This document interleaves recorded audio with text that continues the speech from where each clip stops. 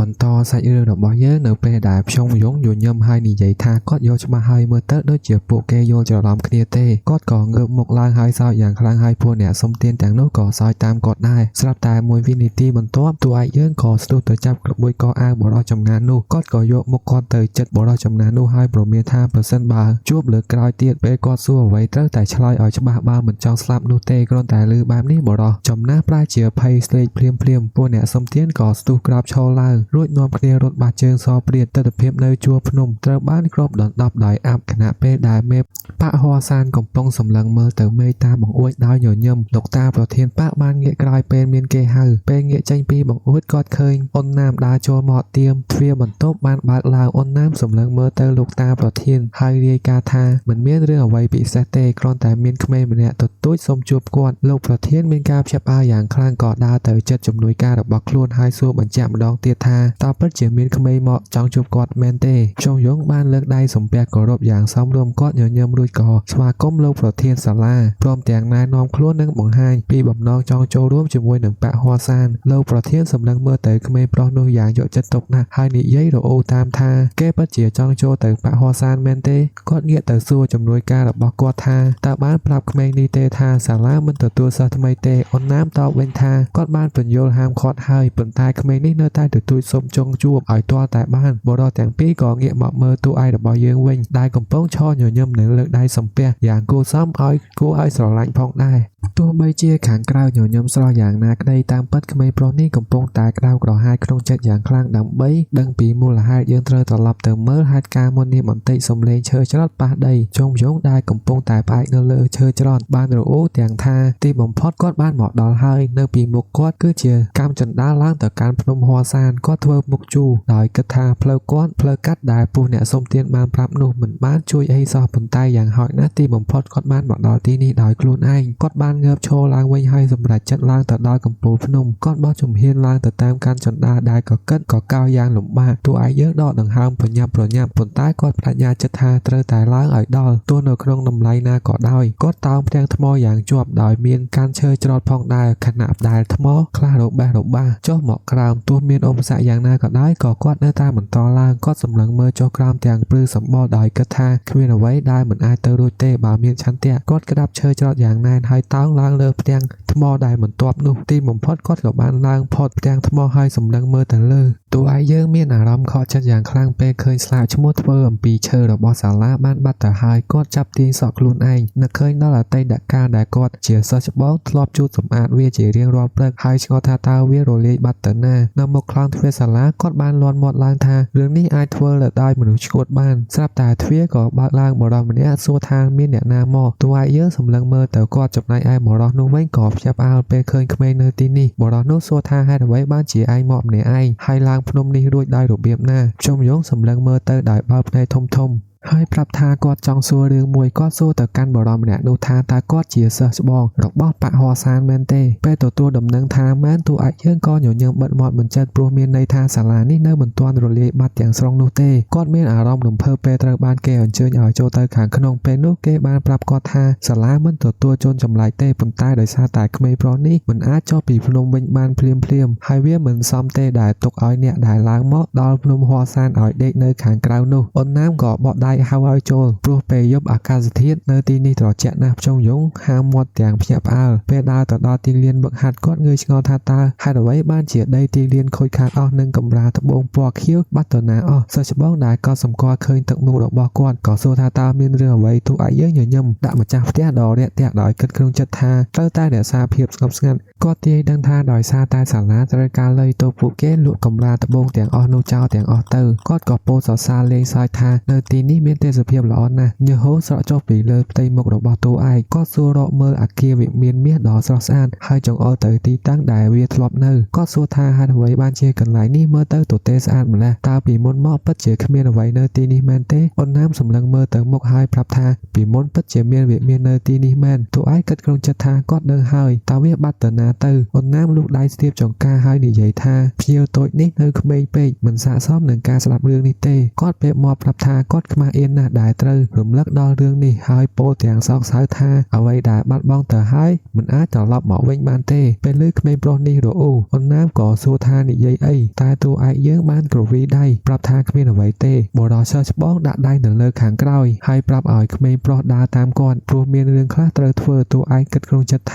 តាមពិតទៅអ្នកនៅចំនួននេះមិនមានកំហុសអ្វីទេផ្ទុយទៅវិញពួកគេកំពុងខិតខំឲ្យអស់ពីសមត្ថភាពដើម្បីជួយសង្គ្រោះសាលាដែលរៀបនឹងដួលរលំនេះអូនណាមនិងខ្ញុំយងបានដើរមកឈរនៅមុខវិមានត្បូងអូនណាមកាន់ដៃទ្វារឲ្យបញ្យល់ថាហោសានជាបកតាវនិយមដូច្នេះត្រូវតែគោរពប្រពៃណីខ្លះពេលចូលទៅជួបថ្នាក់ដឹកនាំតួឯកយើងសម្លឹងមើលទៅមុខគាត់ដោយក្តីខកចិត្តគ្រប់យ៉ាងបាត់បង់អស់រលីងគាត់នឹកឃើញដល់ជើងទៀនមាសដែលអធិរាជប្រទានឲ្យក៏ដូចជាគំនូរនិងវត្ថុមានតម្លៃផ្សេងទៀតគាត់សម្លឹងមើលទៅជុំវិញខ្លួនពេលឃើញគំនូរដែលធ្លាប់មាននៅទីនោះបានបាត់ក៏បោះជំហានទៅរកអាសនៈទឹកមុខរបស់គាត់ក៏ចាប់ផ្ដើមស្រែកខ្លាំងគាត់គ្រវីដៃហើយសួរថាតើពីមុនមានផ្កាមួយនៅទីនេះមែនទេគាត់សួរអូនណាមថាផ្កានោះបាត់ទៅណាហើយអូនណាមភ្ញាក់ផ្អើលសួរវិញថាហេតុអ្វីបានជាក្មេងនេះដឹងរឿងនេះតួឯកយើងបើកភ្នែកធំពេលអូនណាមរៀបរាប់អំពីផ្កាអង្គាសិលទួអំពីលោហៈពណ៌សដ៏កម្រនោះហើយអូនណាមក៏ញញឹមអៀនខ្មាស់រួចសួរឆ្លើយថាពួកគេបានលក់វាបាត់ទៅហើយទឹកមុខរបស់តួឯកប្រុសបានប្រែជាក្រៀមក្រំជាទីបំផុតគាត់បានលើការបញ្យល់ថាផ្កានេះគ្មានប្រយោជន៍អីទេគ្រាន់តែជាវត្ថុតុបតែងលម្អប៉ុណ្ណោះហើយពេលឈ្មួញហ៊ានឲ្យតម្លៃថ្លៃពួកគេក៏សម្រេចចិត្តលក់វាទៅ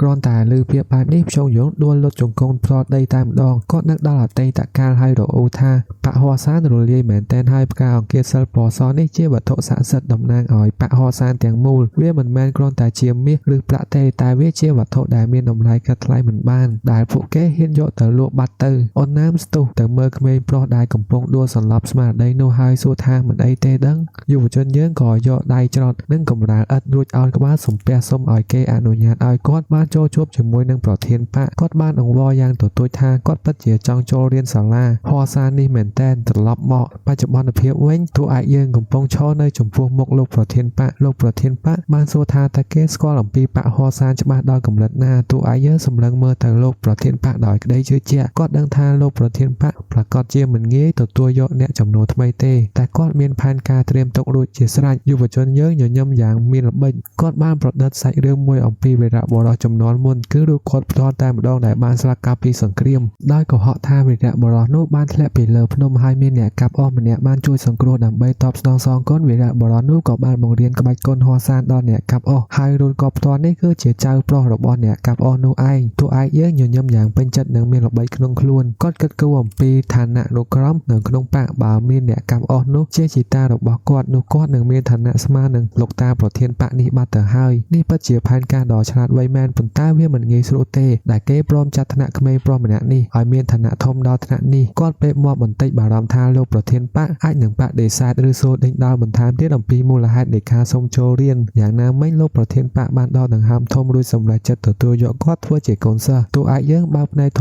ំទាំងភ្ញាក់ផ្អើលហើយសុំឲ្យគាត់និយាយម្ដងទៀតលោកប្រធានបកញញឹមប្រាប់ថាគាត់ព្រមទទួលបើក្មេងនេះចង់ខ្លាំងដល់ថ្នាក់នេះអូនណាមប្រញាប់រំលឹកលោកគ្រូប្រធានបកច្បាប់ទម្លាប់តែលោកប្រធានបកប្រាប់ថាគាត់បដូរចិត្តហើយព្រោះព្រំលិខិតជារឿងមួយដែលមិនអាចពិបាកស្មានខ្ញុំញងឈរហាមាត់ធ្លុងដោយនឹកស្មានមិនដល់ថាលោកប្រធានបកងាយជឿគេដល់ថ្នាក់នេះដោយមិនសង្ស័យគាត់សូម្បីតែបន្តិចលោកប្រធានបកបានឈានជើងទៅមុខហើយនិយាយថាទោះជាយ៉ាងណាក្តីក្មេងនេះច្បាស់ជាមាននិស្ស័យជាមួយនឹងសាលាយើងហើយទើបខំមកដល់ទីនេះគាត់ញញឹមរួចពោលពាក្យស្លោកថាកុំដេញសត្វស្លាប់ដែលហើរមកជ្រកភ្លៀងក្រោមដំបូលផ្ទះយើងឲ្យសោះហើយក៏ត្រូវតែចែករំលែកអាហារដល់សត្វដែលមករកជំរកនៅយប់ដ៏ត្រជាក់ផងដែរម្យ៉ាងវិញទៀតពួកគេក៏គ្មានអ្វីដែលមានតម្លៃត្រូវខ្លាចគេមកបោកប្រាស់ទៀតផងដែរអូនណាមអោនក្បាលគោរពបញ្ជារួចប្រញាប់រៀបចំកន្លែងស្នាក់នៅនិងពិធីទទួលសិស្សថ្មីភ្លាមផ្ទុយទៅវិញតួឯកយើងធ្វើមុខជូរមិនសូវពេញចិត្តសោះគាត់ស្រមៃមើលពីឋានានុក្រមរបស់គាត់ដែលត្រូវបានធ្លាក់ចុះមកដល់បាតគាត់សម្លឹងមើលឯកសន្តានសិស្សចំនួនទី3របស់ខ្លួនដោយមិនយល់សោះថាហេតុអ្វីបានជារឿងនេះកើតឡើងចំពោះគាត់គាត់សម្លឹងមើលជុំវិញបន្ទប់ដែលមើលទៅដូចជាបន្ទប់ទទួលភ្ញៀវគាត់ដើរចេញទៅ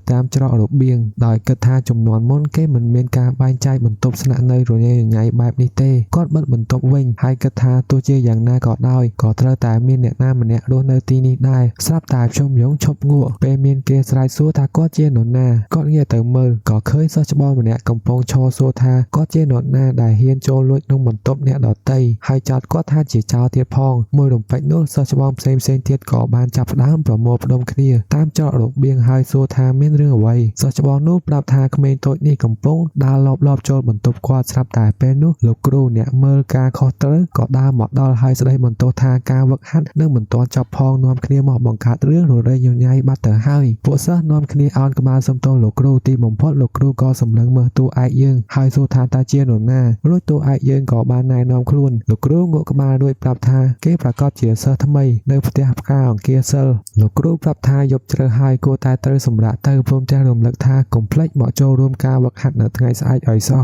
តួឯកសម្លឹងមើលទៅខ្នងពួកសិស្សដែលកំពុងដើរចូលទៅក្រោមសិស្សច្បងដែលរកវាយគាត់អំបញ្ញមិញបានងាកមកសម្លក់គាត់ម្ដងទៀតគេគំរាមថានឹងចាត់ការក្មេងថ្មីនេះនៅពេលក្រោយហើយសន្យាថានឹងវាយឲ្យចាស់ដៃតែម្ដងទីបំផុតតួឯកយើងត្រូវបានទុកឲ្យនៅម្នាក់ឯងនៅក្នុងច្រករបៀងគាត់លួចសើចក្នុងចិត្តដោយគិតថាដោយសារតែក្មេងៗអស់នេះជាសិស្សប្អូនចំនួនក្រោយរបស់គាត់នឹងយកចិត្តទុកដាក់លើពួកគេឲ្យបានល្អជាទីបំផុតគាត់សម្លឹងទៅមុខទាំងមានល្បិចក្នុងចិត្តហើយគិតថាការយកចិត្តទុកដាក់របស់គាត់គឺប្រហែលជាខុសពីគេបន្តិចហើយតែវាបែរជាបញ្ហារបស់ពួកសិស្សទាំងនោះទៅវិញទេព្រះច័ន្ទរះយ៉ាងស្រស់ស្អាតនៅពីលើសាលាលុះដល់ពេលស្ងាត់សិស្សច្បងដែលចូលចិត្តសម្លុតគេនោះបានញញឹមយ៉ាងកាចហើយបញ្ជាឲ្យតួឯកដោះអាវចេញចំយងសម្លឹងមើលទៅវិញដោយភាពងឿឆ្ងល់ហើយសួរបញ្ជាក់ថាដោះដើម្បីអ្វីទៅសិស្សច្បងនោះច្រត់ចង្កេះហើយកុំហកថាកុំធ្វើពើជាល្ងងគឺប្រាប់គេឲ្យដោះសម្លៀកបំពាក់ចេញគេញញឹមចំមាត់ហើយនិយាយថានេះជាវិធីដែលកូនប្រុសគេបង្កើតភាពស្និទ្ធស្នាលនឹងគ្នាដោយតួឯកត្រូវរាំស្រាតគណៈពេលដែលត្រូវបានគេវាយដែលនេះនឹងពង្រឹងចំណងមិត្តភាពជាមួយនឹងសិស្សច្បងគេកំហុសថាបើស្ដាប់យល់ហើយប្រញាប់ដោះខោអាវចេញភ្លាមទៅជុំយងហាមាត់ប្រាប់គាត់ថាគាត់មានសំណួរតែមួយគាត់ងាកក្បាលបន្តិចហើយសួរថាតើលោកគ្រូអង្គណាមនៅឯណាគេឆ្លើយប្រាប់ថាលោកគ្រូមិនបានមកនៅទីនេះទេពាក់កណ្ដាលថ្ងៃក្រោយសិស្សច្បងសម្លឹងមើលទៅតួឯកដោយក្តីមើលងាយហើយប្រាប់ថាក្មេងនេះមាត់រឹងណាស់ដូច្នេះគេនឹងចាប់ផ្ដើមមេរៀនវាយបង្រៀនឥឡូវនេះតែម្ដងជុំយងសម្លឹងមើលក្មេងទំនើងនោះហើយប្រាប់ឲ្យសិស្សច្បងនោះខំថ្មិញឲ្យជាប់ភ្លាមនោះកណ្ដាប់ដៃដ៏ធ្ងន់អស្ចារ្យក៏បានហោះចំកណ្ដាលមុខរបស់សិស្សច្បងនោះតែម្ដងកម្លាំងផ្ទុះនោះខ្លាំងមែនតែនរហូតដល់ឮសំឡេងសូរដោយរន្ទះនៅក្រោមដំបូលសិស្សច្បងផ្សេងទៀតងើបមុខមើលទាំងតក់ស្លុតពេលឃើញសិស្សច្បងរបស់ខ្លួនហោះអណ្ដែតលើអាកាសជុំយងសម្លឹងមើលកណ្ដាប់ដៃរបស់ខ្លួនឯងដោយស្នាមញញឹមហើយពោលថាមេរៀនបង្រៀនវាចាប់ផ្ដើមហើយពួកសិស្សច្បងដទៃទៀតនាំគ្នាអោបគ្នាទាំងភ័យខ្លួនខណៈពេលដែលសត្វស្លាប់ហើរចេញពីដំបូលព្រោះមានការភ្ញាក់ផ្អើលពេលនេះពួកសិស្សច្បងទាំងអស់កំពុងលុតចង្គមរៀបរយខណៈដែលតួឯកយើងកំពុងបញ្ជាឲ្យពួកគេខិតខំម៉ាស្សាច្របាច់សាច់ឲ្យគាត់ជុំយងបក់ដៃហៅសិស្សច្បងម្នាក់ឲ្យខិតមកចិត្តតួឯកយើងសម្លឹងមើលក្មេងនោះហើយប្រាប់ថាគាត់មិនសូវដឹងរឿងរ៉ាវក្នុងបកហោះសានពេលនេះទេដូច្នេះគាត់មានសំណួរជាច្រើនដែលចង់សួរហើយសង្ឃឹមថាក្មេងម្នាក់នេះនឹងឆ្លើយគ្រប់សំណួរដោយមិនលាក់បាំង